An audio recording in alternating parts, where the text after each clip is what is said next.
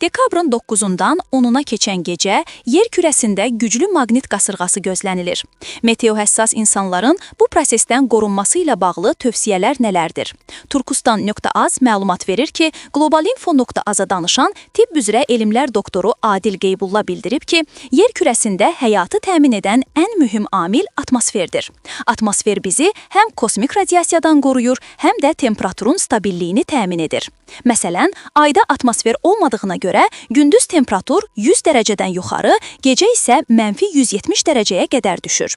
Yəni, kosmos çox soyuqdur və yer kürəsində həyat üçün zəruri olan optimal temperaturu saxlayan məhz atmosferdir. Bu baxımdan nə qədər güclü qasırğalar olsa da, yer atmosferi onların qarşısını müəyyən dərəcədə ala bilir. Bununla belə, qasırğalar yerə çatır və canlılara təsirsiz ötüşmür. Mütəxəssisin sözlərinə görə, insanların maqnit qasırğalarından qorunması üçün kifayət qədər imkanlar var. Ən azı, evdə sakit şəraitdə qalmaq, həkimlə məsləhətləşərək zəruri tədbirlər görmək olar.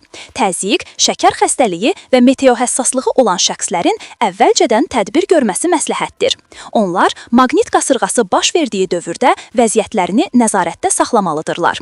Yaxşı olar ki, meteohəssas insanlar vacib işləri olmadıqda çölə çıxmasın, ev şəraitində qalsınlar. Bu, dövrü prosesdir. Günəşdə hər vaxt termonüvə reaksiyaları gedir və onların bəziləri çox güclü olur.